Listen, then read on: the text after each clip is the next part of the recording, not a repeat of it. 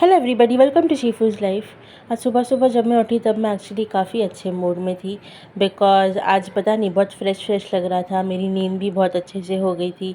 फिर एनीवे सुबह उठने के बाद में मैं अपना जो रूटीन करती हूँ, डिटॉक्स वाटर वगैरह पीना, मैंने वो कर लिया था।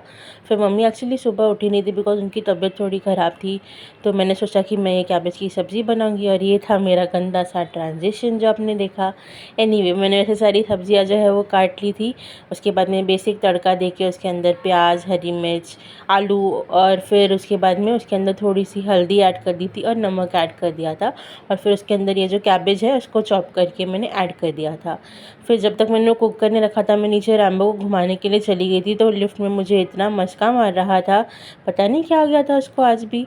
फिर ऊपर आ जाने के बाद में मैंने देखा कि सब्ज़ी जो है वो ऑलमोस्ट रेडी हो गई है, तो सब्ज़ी को अच्छे से ऐसे घुमाकर फिर मैंने उसको कवर करके फिर रख दिया था। और फिर शाम जब हो गई थी तो शाम को चाय और ये सब हो रहा था, तो मेरा भाई वहाँ पे बर्तन घिसते-घिसते मस्त अपनी सीरीज़ देख रहा था।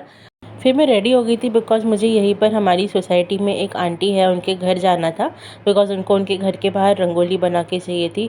तो मैंने ये सारा जो रंगोली का सामान है वो सब कुछ एक बैग में ऐड कर दिया था। नीचे जब मैं गई तो मैंने देखा ये डॉगी मस्त में पेड़ों के ऊपर जाके बैठ गया था आराम से। फिर ये है वो रंगोली, इसमें फिर भी थोड़े बहुत और फिनिशिंग टचेस थे जो मैंने ऐसे कर दिए थे। उतनी अच्छी नहीं बनी थी जितनी मैं हर बार बनाती हूँ, बट फिर भी मुझे तो अच्छी लगी बिकॉज़ गणपति बप्पा के लिए बनाई थी।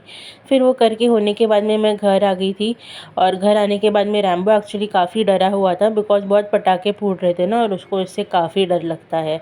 तो उसको रूम में आने से मना कर रही थी मैं, तो वो बाहर जाके रूठ के बैठ गया था।